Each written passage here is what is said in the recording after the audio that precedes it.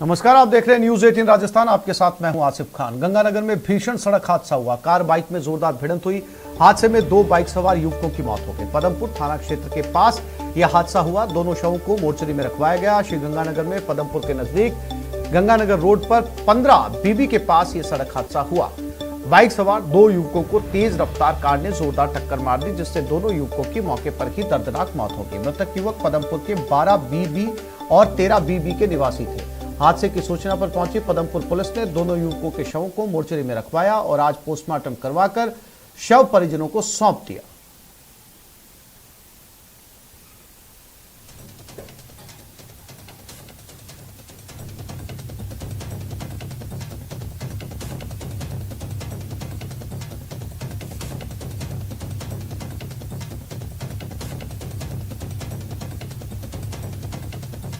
पदमपुर के पास ये हादसा हुआ। बताया जा रहा है, जो शुरुआती जानकारी मिल रही है उसके मुताबिक एक कार ने जोरदार टक्कर मारी और दोनों बाइक सवारों की मौत हो गई। ये दोनों बाइक पे जा रहे थे। शवों को मोर्चरी में रखवा दिया है। पदमपुर के पास ये हादसा हुआ है।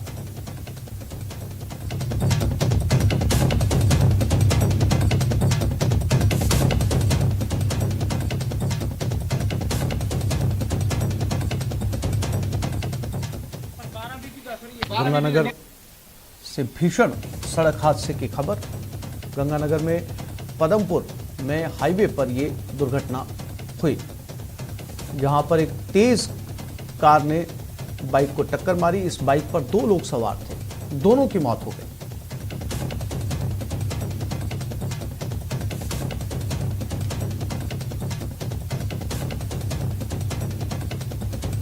बाइक सवार 2 युवकों की इसमें मौत हुई। आए दिन सड़क हादसों में मरने वालों की तादाद बढ़ती जा रही है। लगभग रोज इस तरीके के सड़क हादसे सामने आते हैं।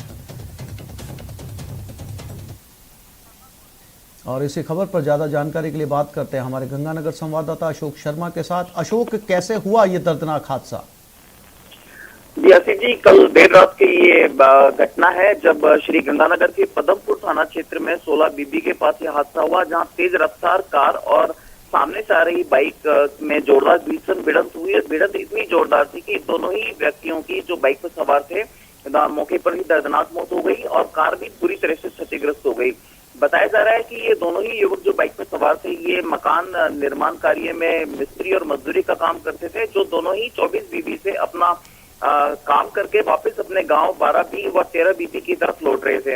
अब दोनों ही युवकों की देर रात जब मौत की सूचना जब गांव में मिली तो पूरे दोनों ही गांवों में 12 बीबी और 13 बीबी में मातम छा गया और पूरा गांव इस समय शोक की लहर में डूबा हुआ है। सूचना पर जब पुलिस पहुंची तो हालांकि उन दोनों युवकों के ले जाया गया, लेकिन जब चिकित्सकों ने उन्हें मृत घोषित कर दिया तो दोनों ही युवकों के शवों को मोर्चरी में रखवा दिया गया। आज इनका दोनों ही शवों का पोस्टमार्टम किया जाएगा और उसके बाद उनके परिजनों को सौंपा जाएगा। इसमें कोई शक नहीं आसिफ जी की देर रात जिस तरह से ये दर्दनाक हादसा सामने आया है, उसके बाद से ही दोनों ही मृतकों के गांव में 12 बीबी व 13 बीबी में शोक की लहर छाई हुई है। वहीं कार चालक जो था वो हादसे के बाद फरार हो गया है। पुलिस अभी इस पूरे मामले की पड़ताल में जुटी हुई है और कार चालक की तलाश में भी जुट गई है। जी आसिफ जी। जी अशोक, जानकारी के लिए आपका धन्यवाद।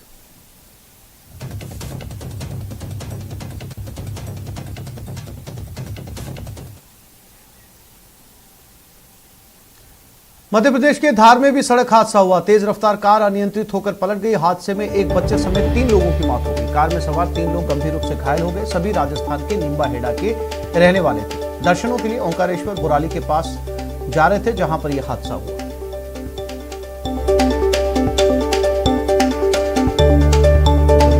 के बाद मध्य प्रदेश में भी राजस्थान के निम्बा हेड़ा के रहने वाले 3 लोग सड़क हादसे में मारे गए।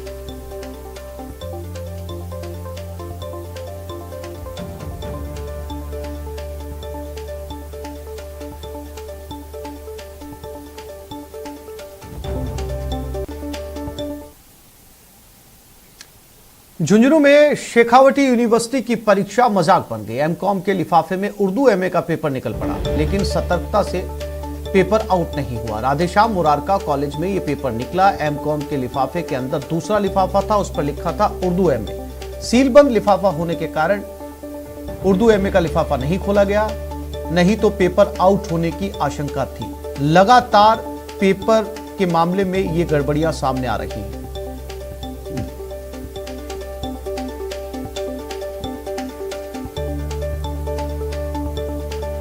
तो पिछले 2 दिनों से अलग अलग यूनिवर्सिटी में जिस सब्जेक्ट का पेपर होता है और जब परीक्षा शुरू होनी होती है उस समय जब पेपर का लिफाफा खोला जाता है तो उस परीक्षा का पेपर ना निकलकर किसी दूसरी परीक्षा का पेपर निकल आता है और लगातार ये गड़बड़ियां सामने आ रही हैं। लेक्चरर की सतर्कता के चलते पेपर को आउट होने की आशंका फिलहाल नहीं है। इम्तियाज भाटी झुंझुनू से हमारे संवाददाता हमारे साथ जुड़ गए। इम्तियाज, लगातार इस तरह की खबरें सामने आ रही हैं कि पेपर होता किसी और सब्जेक्ट का है और निकलता किसी और सब्जेक्ट का है। अब विभाग ने इस मामले में जांच की, क्यों ये गड़बड़ियां सामने आ रही है, कौन इसके लिए दोषी है? जी आसिफ, ये लगातार शेखावाटी यूनिवर्सिटी की ऐसी गड़बड़ियां सामने आ रही है। लगातार झुंझुनू में आज तीसरा दिन है। आज भी अभी परीक्षा शुरू हुई थी। परीक्षा शुरू हुई तो पेपर खोला गया जिसमें एमकॉम का पेपर था, लेकिन उसके अंदर एक लिफाफा था। जो एमकॉम का पेपर था उसके अंदर एक लिफाफा था, उसमें लिखा हुआ था उर्दू एमए। उर्दू एमए का पेपर उसमें था, लेकिन जो सतर्कता बरती प्रिंसिपल ने और वहां के जो स्टाफ ने सतर्कता बरती कि वो लिफाफा उर्दू का नहीं खोला, नहीं तो ये पेपर भी आउट हो जाता। ऐसा ही मामला कल हुआ था। एमएससी का पेपर था और उसमें हिस्ट्री का पेपर निकला था। उस पेपर को उर्दू मानते हुए, आउट मानते हुए उसे कल कैंसिल कर दिया गया था, उसे स्थगित कर दिया गया था। वहीं जब यूनिवर्सिटी के जो जिम्मेदार है उनसे कल हमने बात की थी, उनका कहना है कि ये यूनिवर्सिटी स्तर पर गलती नहीं हो रही है, ये पूरी गलती जिस प्रेस में छप रहा है पूरा वहां सौंप दिया जाता है, वहां से डायरेक्ट पेपर यूनिवर्सिटी में पैक होकर आते हैं और ऐसे कैसे कॉलेजों में भेज दिए जाते हैं। जी आसिफ। इम्तियाज, जानकारी मिल पा रही है लगातार इन गड़बड़ियों के पीछे कारण क्या है? क्योंकि इससे जो है वो पेपर आउट होने का खतरा भी लगातार बना रहता है। दूसरा, स्टूडेंट्स जो पेपर की तैयारी करके आते हैं उनके ऊपर भी इसका असर पड़ता है, क्योंकि फिर दूसरा पेपर आने में जो है वो पेपर शुरू होने में वक्त लगता है। तो क्या विभाग ने इस मामले में जांच शुरू की है? जी, इसमें काफी गड़बड़ी सामने आ रही है और लगातार स्टूडेंट्स भी काफी परेशान है। कल की हम बात करें तो कल एमएससी का पेपर था और उसमें उर्दू का पेपर निकल गया, हिस्ट्री का पेपर निकल गया। तो हिस्ट्री के पेपर को आउट मान लिया गया। तो वो जो स्टूडेंट है उन्हें काफी परेशानी हुई। उसके बाद यूनिवर्सिटी ने एक जो शेखावाटी यूनिवर्सिटी सीकर है उन्होंने एक जांच दल बनाया है, जांच उसकी की जा रही है। जो इसके परीक्षा नियंत्रक है रविंद्र कटेवा, वो भी कल झुंझुनू आए थे, उन्होंने इस बात की जांच की और जब इनसे पूछा गया तो उनका कहना है कि यूनिवर्सिटी स्तर पर ये किसी भी प्रकार की हम गड़बड़ नहीं कर सकते। हम पेपर बनाकर प्रेस में भेज दिया जाता है, जो प्रेस है वहीं से ही ये लिफाफे पैक होकर आते हैं। कहीं न कहीं गड़बड़ी प्रेस के स्तर पर हो रही है। जी आसिफ। जी इम्तियाज, जानकारी के लिए आपका धन्यवाद।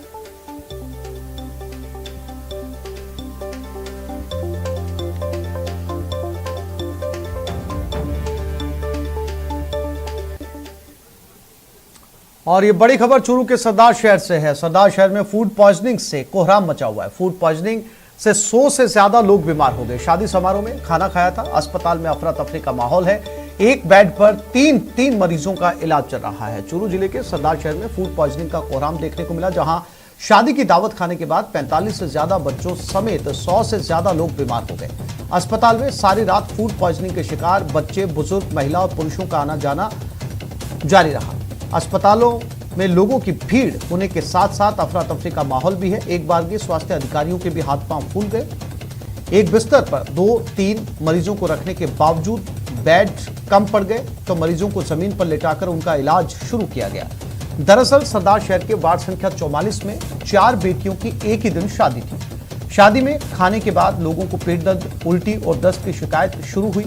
लोगों की हालत खराब होने के बाद उन्हें मिनी बस, ऑटो आदि वाहनों में राजकीय अस्पताल लाया गया और देखते ही देखते अस्पताल में भीड़ जमा हो गई।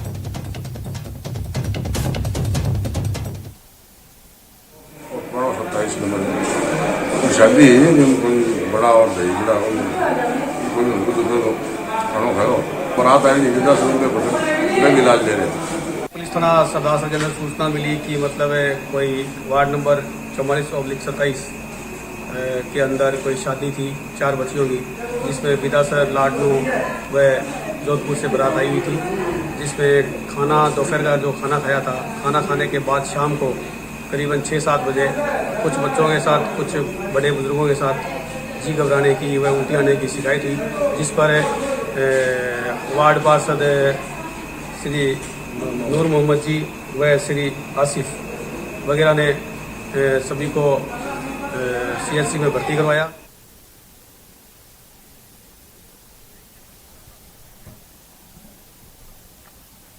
और इसी खबर पर ज्यादा जानकारी के लिए बात करते हैं हमारे चूरू संवाददाता मनोज शर्मा के साथ। मनोज, कुछ जानकारी मिल पाई कि किस गड़बड़ी की वजह से ये वाकया सामने आया, क्योंकि एक नहीं बल्कि 100 के करीब जो है वो मरीज अस्पताल पहुंचे हैं। जी बिल्कुल, मैं बताना चाहूंगा कि जो देर रात से जो मरीज हैं उनके आने का जो सिलसिला शुरू हुआ था वो आज दिन में भी ये जारी है। अभी भी तकरीबन 15-20 लोग हैं जो कि और फूड पॉइजनिंग का शिकार हुए थे, वो भी अभी अस्पताल पहुंचे हैं। और जो शादी समारोह था उसके अंदर जो दावत थी, उस दावत को जिन लोगों ने वो भोज लिया था, उस भोज के बाद से ही उनकी तबीयत है वो बिगड़नी शुरू हुई थी रात को तकरीबन 8-9 बजे के बाद से। और अस्पताल के अंदर जो मरीज हैं उनका पहुंचना शुरू हुआ। पूरी रात ये सिलसिला चला और तकरीबन 2-3 बजे तक 100 से अधिक जो व्यक्ति हैं वो अस्पताल पहुंचे थे। और उसके बाद अभी भी जो मरीज हैं वो अस्पताल पहुंच रहे हैं जिनकी तबीयत बिगड़ी है। और ये कह सकते हैं कि काफी जो बड़ी तादाद के अंदर जो मरीज पहुंचे हैं उससे जो अस्पताल प्रशासन है उनके भी हाथ पांव खुले हैं। और लगातार उनके द्वारा प्रयास किए जा रहे हैं कि किसी तरह से जो स्थिति है वो संभाली जा सके। गनीमत ये रही कि किसी भी व्यक्ति की जो हालत है वो ज्यादा गंभीर नहीं हुई, किसी को रेफर नहीं करना पड़ा। जी मनोज, जानकारी के लिए आपका धन्यवाद।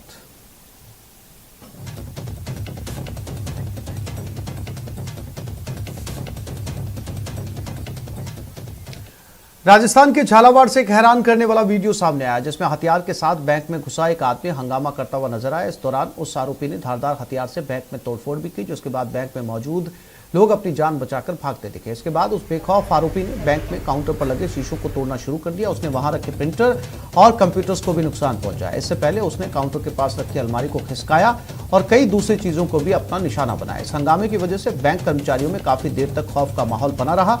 बाद में तोड़फोड़ के बाद वो आरोपी बैंक से बाहर निकल गए, लेकिन पुलिस ने उसे गिरफ्तार कर लिया।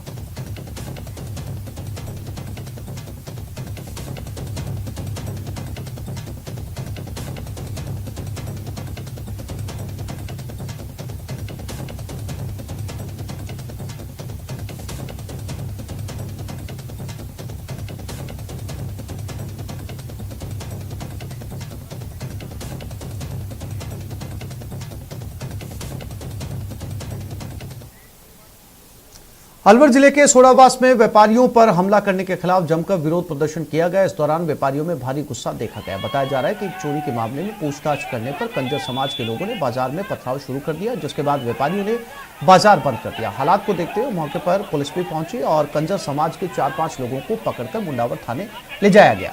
सोडावास व्यापार मंडल ने प्रशासन से अपनी दुकानें बंद करने के लिए बात रखी और कहा कि जब तक व्यापारियों को न्याय नहीं मिलेगा तब तक व्यापारी अपनी दुकानों को नहीं खोलेंगे।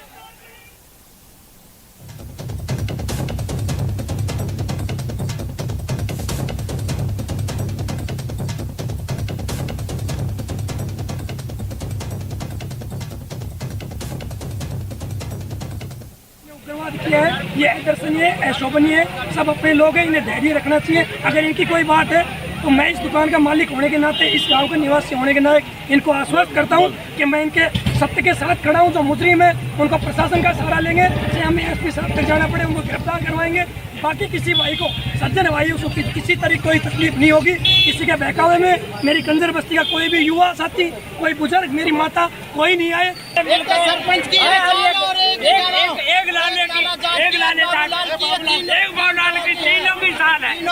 पूरे मार्केट को।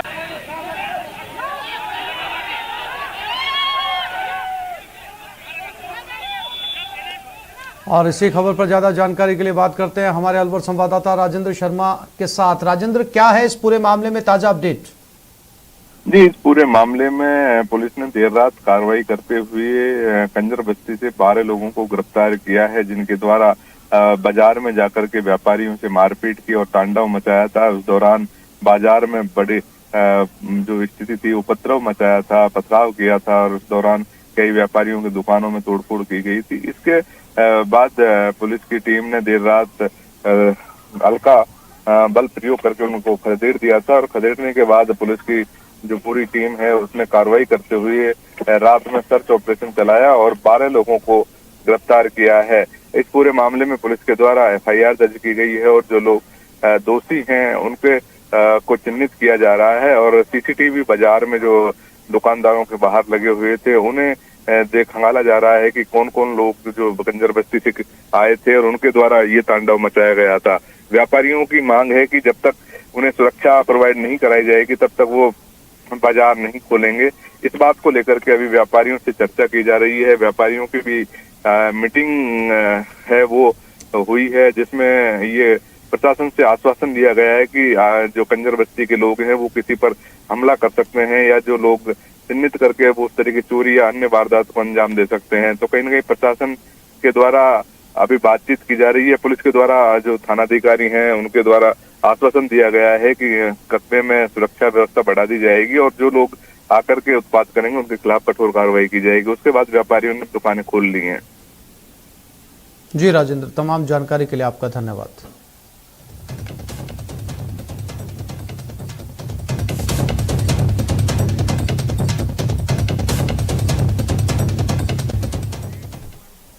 आरसीए की कॉल्विन शील्ड में विवाद गहराया। कॉल्विन शील्ड टूर्नामेंट में नागौर बीकानेर का मुकाबले से पहले अब दो टीमें पहुंची ग्राउंड पर। नागौर जिला संघ की ओर से सचिव राजेंद्र सिंह ने एक टीम भेजी थी, जबकि एक टीम पहले से आरसीए की ओर से मौजूद थी। नागौर संघ का कहना, हमारी टीम की वैधता लोकपाल की तरफ से दिए गए निर्णय के अनुसार है। जो टीम पहले से मौजूद है उसमें रजिस्टर्ड खिलाड़ी नहीं है।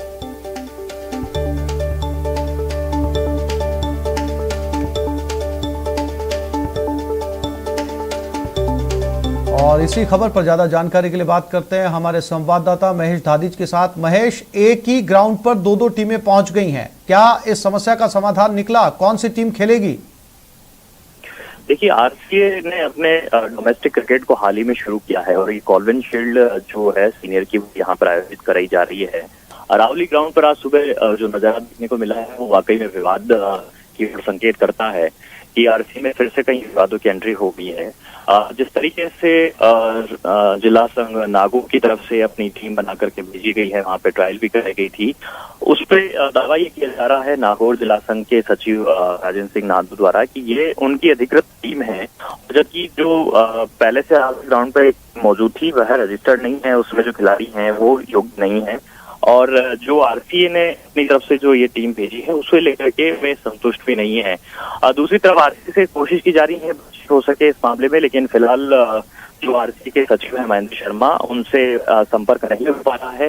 दूसरी तरफ ये जो पूरा विवाद है दरअसल लोकपाल के हाल ही में दिए गए निर्णय के बाद से गहराया हुआ है। लोकपाल शिव कीर्ति सिंह ने ये निर्णय दिया था जिसमें कि नागौर, गंगानगर और अलवर जिलों की जो वैधता थी उसको बाकी सभी जिलों की तरह संबद्धता आरसीए के साथ में कर दी थी, क्योंकि इनके साथ में पहले एक विवाद था कि कहीं न कहीं ललित मोदी के साथ में इनका कोई जुड़ाव नहीं हो, जिसे लेकर के बीसीसीआई की भी आपत्ति रही थी। इसे लेकर के लोकपाल ने तो जांच की और तमाम जो निर्णय दिया उसमें ये साफ कह दिया था कि इनकी संबद्धता को लेकर के किसी तरह का अब कोई जो है असमंजस की स्थिति नहीं है। आरसीए को भी ये निर्णय उन्होंने भेज दिया था, लेकिन उसके बाद से आरसीए ने जो एजीएन का नोटिस जारी किया उसमें इन जिलों को शामिल किया है, लेकिन दूसरी तरफ टीमें भेजने की बात है तो उसमें अभी जो ये विवाद है वो यहाँ पर बना हुआ है। अब ये देखना यही होगा कि कौन सी टीम की वैधता यहाँ पर मानी जाती है और इस जिले द्वारा जो भेजी गई टीम है उसे लेकर के आरसीए क्या अपना स्टैंड रखता है। महेश, जानकारी के लिए आपका धन्यवाद।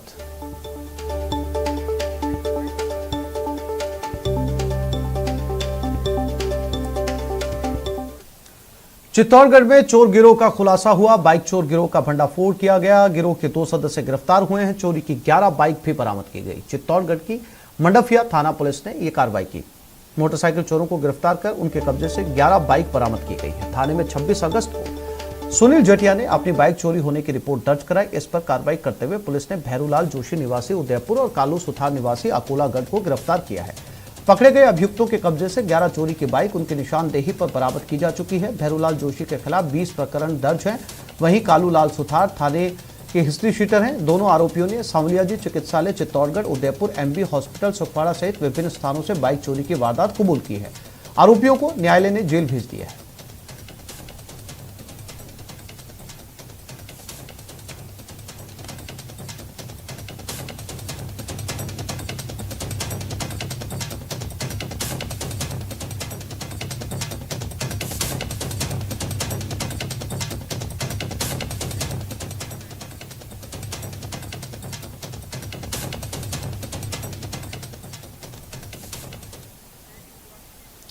भीलवाड़ा से ये खबर है, जहां बीजेपी को जन आक्रोश रैली करना भारी पड़ गया। नेताओं के खिलाफ केस दर्ज हुए। कोविड नियमों के उल्लंघन पर ये केस दर्ज किए गए। एक बीजेपी सांसद, 3 एमएलए सहित 100 पर केस। आपदा प्रबंध अधिनियम के तहत केस दर्ज हुआ। सुभाषनगर थाना एसएचओ पुष्पा कसोटिया ने इस मामले में केस दर्ज करवाया।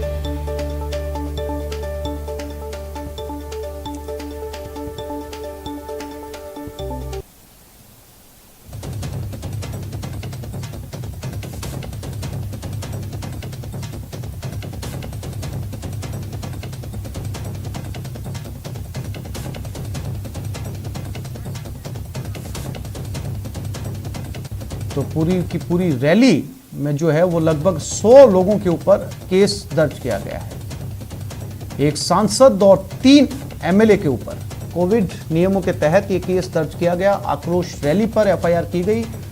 चूंकि इस पूरी रैली में भीड़ ज्यादा थी, कोविड नियमों का उल्लंघन पाया गया। इसके चलते आक्रोश रैली पर कोविड एक्ट के तहत ये केस दर्ज किया गया। 100 लोग इसमें शामिल हैं और एक सांसद, 3 एमएलए जिनके ऊपर एफआईआर दर्ज की गई है। बीजेपी की जन आक्रोश रैली थी और उसमें कोविड-19 के नियमों का उल्लंघन देखा गया, जिसको लेकर ये एफआईआर दर्ज की गई है।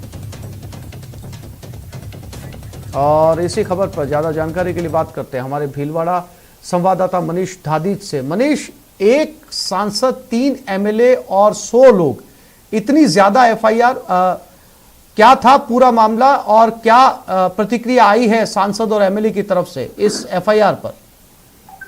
जी, बताना चाहूंगा, कल भारतीय जनता पार्टी की ओर से भीलवाड़ा शहर में जन आक्रोश रैली का आयोजन किया गया था और इस रैली के दरमियान पहले ही प्रशासन ने बीजेपी नेताओं को ताकीद कर दिया था कि कोविड अभी गाइडलाइंस का पालन करना जरूरी है, कोविड का अभी टाइम चल रहा है।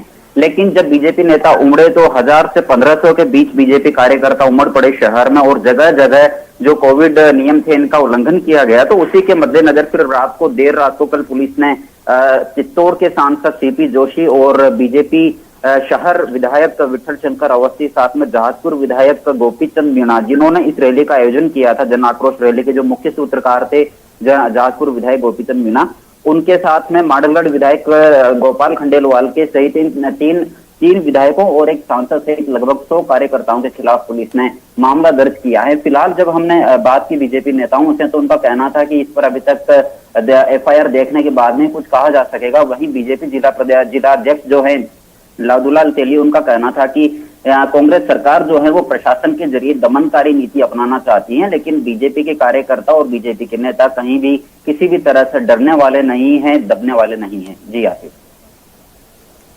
जी मनीष, जानकारी के लिए आपका धन्यवाद।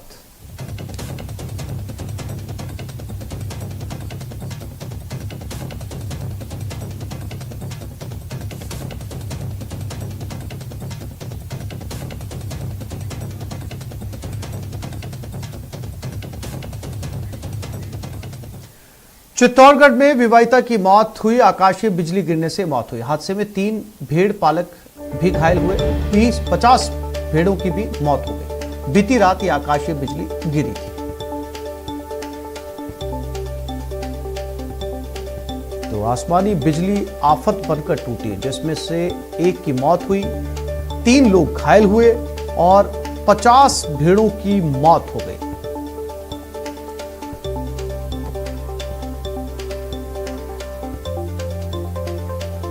पिछले कुछ समय से लगातार प्रदेश के अलग अलग हिस्सों में बिजली गिरने की खबरें सामने आ रही हैं, जिसमें कई मौतें भी सामने आई हैं।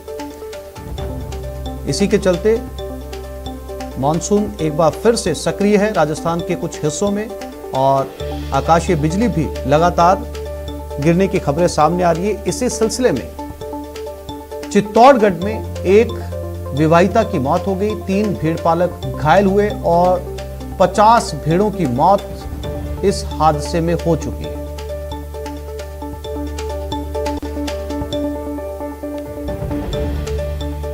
और इस खबर पर ज्यादा जानकारी के लिए बात करते हैं हमारे संवाददाता सुभाष बैरागी के साथ। सुभाष, बड़ा दर्दनाक ये हादसा है, इसमें 3 लोग घायल हुए और साथ ही 50 भेड़ों की मौत हो चुकी है और एक महिला भी इसके अंदर जो है वो उसके ऊपर भी बिजली गिरी है। सुभाष, क्या अपडेट पूरे मामले को लेकर?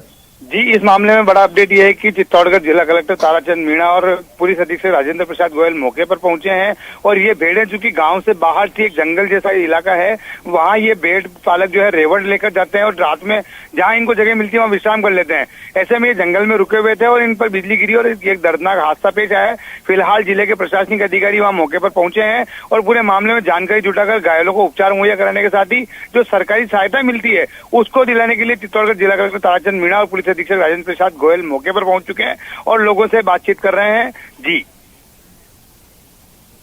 जी सुभाष, जानकारी के लिए आपका धन्यवाद।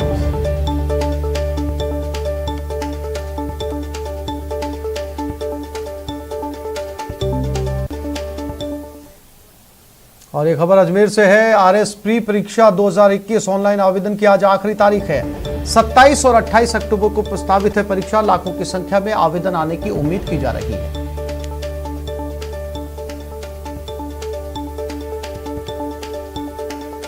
तो अजमेर से ये बड़ी खबर, जहां पर ऑनलाइन आवेदन की आज आखिरी तारीख है। 27 और 28 अक्टूबर को ये परीक्षा प्रस्तावित है। उम्मीद लगाई जा रही है कि लाखों की संख्या में आवेदन आज आएंगे प्रदेश भर से, क्योंकि यहां पर पिछले 1 साल से लगातार बच्चे इस परीक्षा के लिए तैयारी कर रहे थे और अब वो तारीख लगभग नजदीक आ गई। अभिजीत दवे अजमेर संवाददाता हमारे साथ जुड़ गए। अभिजीत, बहुप्रतीक्षित परीक्षा इसको कहा जा सकता है, इसका शंखनाद हो चुका है, लाखों आवेदन की उम्मीद है इस परीक्षा में। अभिजीत, देखिए आसिफ, बिल्कुल सही बात है। 3 साल के बाद आरएस की भर्ती निकली थी पिछले दिनों, आरएस 2021 की। इससे पहले आरएस 2018 में ये भर्ती निकली थी। 3 साल के बाद भर्ती निकली तो बड़ी संख्या में जो अभ्यर्थी हैं वो इस परीक्षा में बैठेंगे। इसके आवेदन की आज अंतिम तारीख है ऑनलाइन आवेदन की। और जो 2018 में जो आवेदन मिले थे वो करीब 4.25 लाख मिले थे, तो उससे उम्मीद यही जताई जा रही है कि इस 2021 की भर्ती में इससे ज्यादा अभ्यर्थी जो है वो रजिस्टर्ड होंगे। आरपीएससी की ओर से इस आरएस 2021 की जो प्रारंभिक परीक्षा है उसकी तिथि 27 और 28 अक्टूबर तय की गई और ये पहली बार ऐसा होगा कि प्रारंभिक परीक्षा जो है वो 2 दिनों में ली जा रही है। इसका एक कारण कोविड प्रोटोकॉल को भी बताया जा रहा है। हालांकि आरपीएससी ने इस बात के भी संकेत दिए हैं कि आज चूंकि आखिरी दिन है ऑनलाइन आवेदन का, तो आज जब आवेदन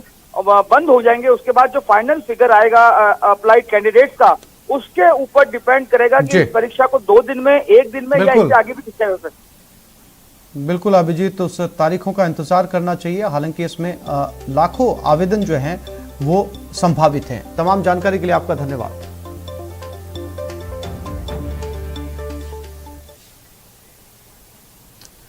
बुलेटिन में आगे देखिए, रोडवेज में पैसा फुल, टिकट गुल।